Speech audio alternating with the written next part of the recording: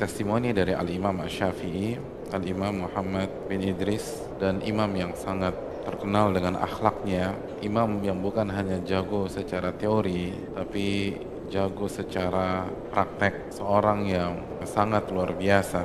Beliau pernah mengatakan, "Ma nadhartu ahadan fa ahbabtu an yukhti'a." Beliau pernah mengatakan, dan ini bukti bagaimana bersihnya hati beliau, tingginya adab beliau. Beliau pernah mengatakan, "Tidaklah aku mendebat seseorang atau berdiskusi dengan seseorang lalu aku ingin dia terjatuh ke dalam kesalahan." Jadi Imam Syafi'i kalau diskus sama orang, kalau harus berdebat dengan orang, kalau harus adu argumen sama orang, beliau nggak ingin lawan debatnya itu salah. Semoga dia benar ya. Makanya dalam riwayat yang lain, "Ma nadhartu ahadan qad 'alal ghalabah."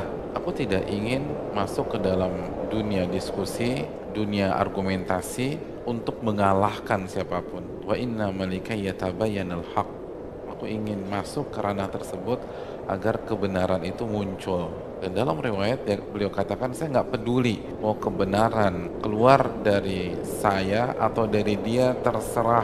Yang penting kita pulang, kita bawa oleh-oleh yang bernama kebenaran. Saya nggak peduli. Yang penting selesai diskusi, kebenaran itu tampil. Selesai diskus, kebenaran yang menonjol. Mau dari saya kek, mau dari dia kek, terserah. Mau saya yang benar kek, mau dia yang benar kek, saya yang salah, nggak ada masalah. Allah. Kalau setiap kita kayak gini kan enak banget tuh. Kita nggak usah bicara dunia sosmed lah. Suami istri kayak gini aja tuh, waduh, nggak peduli Ustaz. Mau istri saya yang benar, mau saya yang benar, yang penting selesai. Pas subhanakallahumma wa bihamdik, benaran yang muncul. Ini Imam Syafi'i. Gimana Islam nggak punya peradaban yang tinggi pada saat itu? Ya tipikalnya kayak begini orangnya. Saya nggak peduli. Mau saya yang benar, yang penting kebenaran itu muncul. Saya nggak peduli mau salah kayak enggak.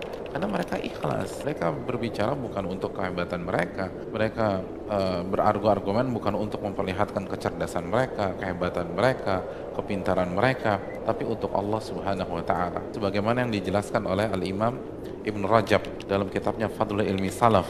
Kenapa sih para ulama terdahulu simple, singkat, tidak banyak retorika, tapi mereka punya segala keutamaan? Kata Al-Hafidz Ibn Rajab menukilkan penjelasan para ulama, karena mereka bicara karena Allah, agar Islam itu tinggi.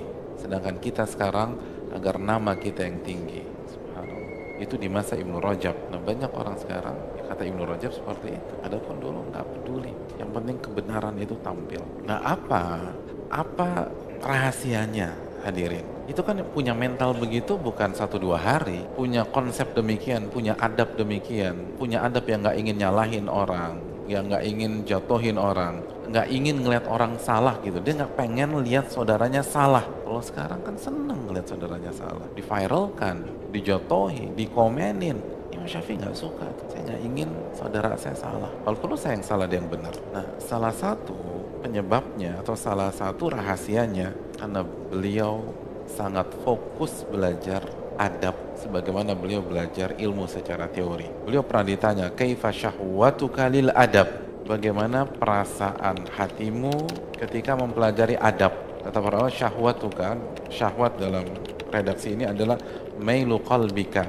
Jadi bagaimana perasaan hatimu ketika kamu belajar adab, wahai Imam Syafi'i? Kata Imam Syafi'i, "Asma'u bil harfi minhu mimma lam asma'hu fatawaddu a'dha'i anna laha asma'an tatana'amu bihi." Aku mendengar satu huruf tentang adab yang belum pernah aku dengar sebelumnya, maka seluruh anggota tubuhku berharap memiliki pendengaran sehingga bisa merasakan sensasi yang dirasakan oleh kedua telingaku tersebut. Jadi ketika aku mendengar kisah para ulama tentang adab, bagaimana sirah mereka tentang adab, bagaimana nasihat mereka tentang adab, bagaimana para ulama itu beradab kepada Allah, beradab kepada Rasulullah SAW, beradab kepada orang tua, beradab kepada anak, beradab kepada teman, beradab kepada tetangga, beradab kepada yang lebih tua, beradab kepada yang lebih muda.